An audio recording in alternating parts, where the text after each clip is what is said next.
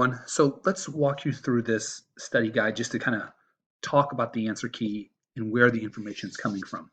So we are looking for surface area and we're looking for a volume on these first few problems. And the big thing is to make use of your formula that's there. So realizing that that capital P stands for the perimeter of the base. So because it is a triangular prism, it's the triangle that's my base.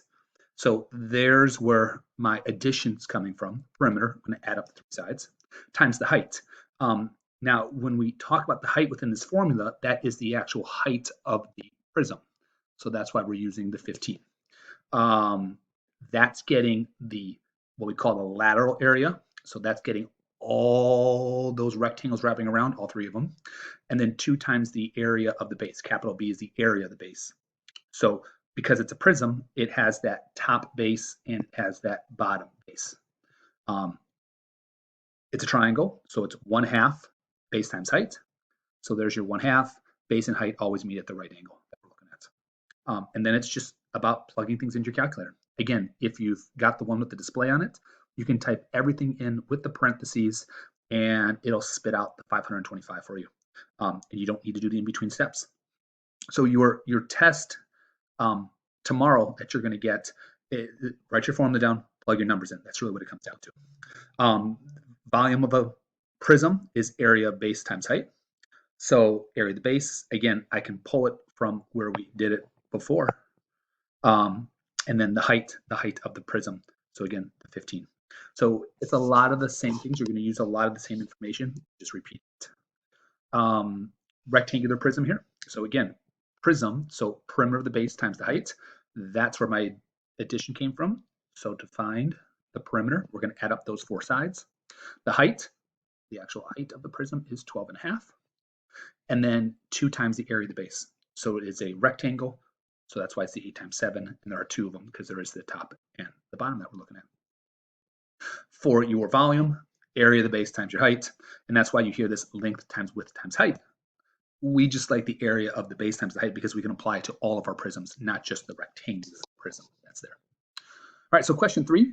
This one virtually identical, if not identical. I just don't have it memorized, to what you saw on your quiz. We want to realize it is a trapezoidal prism. People, acknowledge the trapezoid. I got a lot of you still breaking it up into a rectangular prism and a triangular prism, and you're going to make a lot of work for yourself. Trapezoidal prism, someone did knock it over. So it's kind of like if we measure your height, but we ask you to lay down on the floor. So we're going to measure from head to toe, and that's how we're going to figure out what our height is. So let's walk through it. Again, prism, so the formula starts off the same, the perimeter of the base. So that makes, as I've labeled there, trapezoid as the base. So we're going to add up the 4 sides times the height. The actual height is your 9. So again, if you would rather, you could stand it up in order to see it better. So there's your 9. And then 2 times the area of the base. Again, it's a trapezoid. So that's why I'm using the 1/2 times the height times the bases added together. And remember, the bases are the parallel sides that we're looking at. And then, yeah, again, we're just plugging numbers in. We could literally type that all in. You can convert them into decimals if you want. We've given you some kind of nice with the fourths and the halves. You could probably get away with some mental math that's there. So then volume over here, it's the area of the base times the height. Again, it's a trapezoidal prism. So I'm going to use the area of that trapezoid, which again comes from exactly. So you're going, like I said, you're going to reuse a lot of your work and then times your height, which is your 9. The last one that's down there, it is a pyramid. So that's why it's the 1/2 of the perimeter base times the slant height, and then just the area of the base. There's not a top and a bottom. There's just the bottom that's there. So your base, it is a square pyramid. So that's why we're adding up 4 sides. And then remember, it's times 1/2, and then the L is your slant height.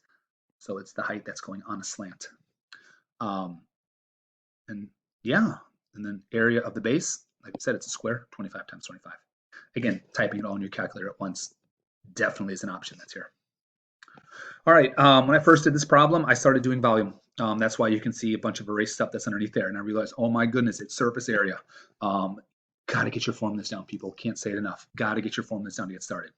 So I'm just going to kind of fill in what we know. I know the surface area is 68 2/3, so I plug it in. Because the base is 3 inches and 7 inches, I know that's going to figure out the perimeter by adding up the 4 sides. I don't know what the height is, so that's why I have the h there. And then 2 times the area of the base. The area would be 3 times 7. If it helps to draw a picture out, feel free to do that. And then it's just kind of, combining some like terms here, solving your two-step equation, and then realizing, okay, we're dividing. So 26 2/3 divided by 20. I went in proper fraction, did some cross division, and there we are. In question number 6, again, using your formula. I know they're talking about volume here. Volume is the area of the base times the height. I know what the volume is, so I plugged it in. I know the area of the base would be 13 times 7, and I don't know what the height is. Again, it forms an equation. We're using our equations to solve. Again, level up here, people. Level on up to get out of elementary school math. That's there. All right, use your equation skills. Question number 7, that's there. We just have to adjust our picture because they're telling us the information at 60 centimeters long, 28 wide, 50 deep. But the thing is she wants the water level to be 4 centimeters below the top. All right, so because of that, the 60 centimeters long, 28 centimeters wide, 50 centimeters deep. Again, how deep is the water? That would be going straight down. That would be your height. So that's why if you notice, I'm taking the 4 away and I'm only using the 46. The other thing here is they did want to know how many liters. When we talk about fish tanks, a 2 liter of soda, we end up using liters. And sometimes we use gallons as well too. So again, it just kind of depends. Here, they're asking us to use liters. So 1 liter is 1,000 centimeters cubed.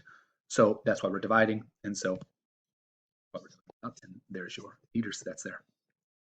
All right, this last one makes us do a little bit more. So the thing we want to notice here is they did tell us how many liters it is. And because we're talking about in centimeters, we're going to use the information here that a liter is 1,000 centimeters cubed.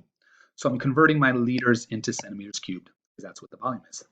This allows me to use my volume equation. That volume is the area of base times the height. So that's why I have the 81,900.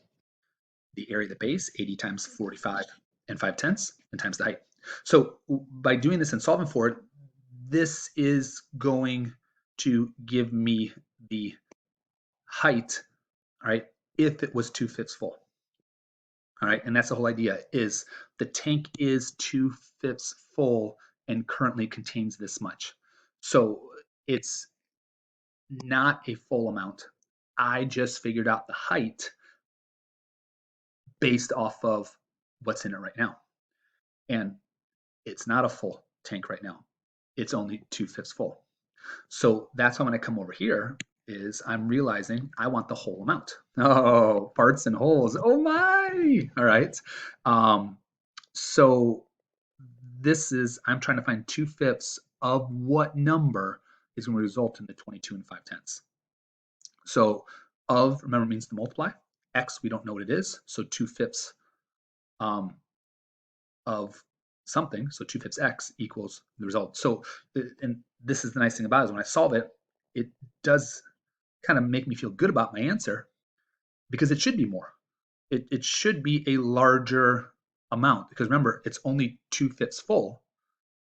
So if it's completely full, find the height of the entire container, it should be a larger number that's there.